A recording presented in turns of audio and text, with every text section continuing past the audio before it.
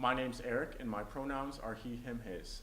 Gender-based violence is a spectrum of behaviors, verbal, emotional, physical, sexual, spiritual, financial, but what ties them all together is the intent, the tactic. Belief systems are what cause violence. It's not drugs, it's not alcohol, it's not stress, jealousy, insecurity, it's a belief system. The belief systems that cause gender violence are one, rigid gender norms. Very narrow-minded ideas of what a man and a woman should be, and having those as the only two options. The belief that violence solves problems. Someone who believes they have the right to sex, and then someone who believes that they deserve to have the control in a relationship.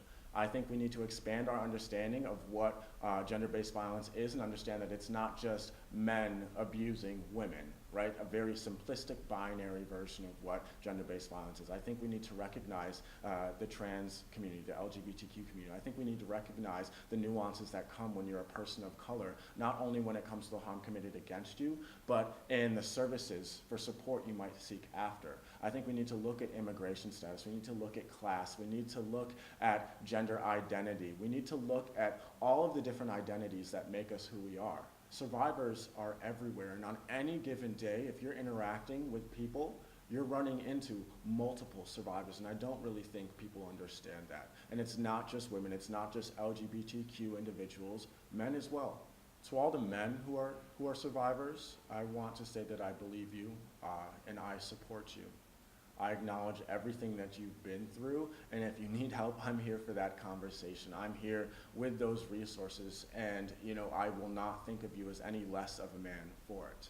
For the rest of us men who may not be survivors, who may be complicit in performing mainstream masculinity, I'm going to challenge you to redefine what you think of as masculine. We have to renegotiate ideas of manhood and masculinity as they're associated with ideas of strength and vulnerability and victim or survivorhood.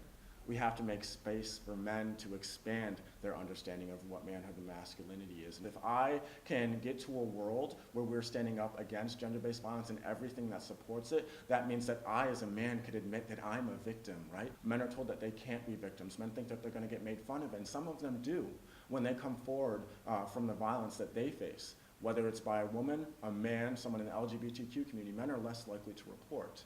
So to eradicate and stand up against gender-based violence is going to require a culture shift that will heal me as a man who's been socialized to not have emotions, who's been socialized to be tough and strong and be the provider and not really have any space for vulnerability. And that for me is why I personally am invested in this culture shift that we need to make to eradicate gender-based violence.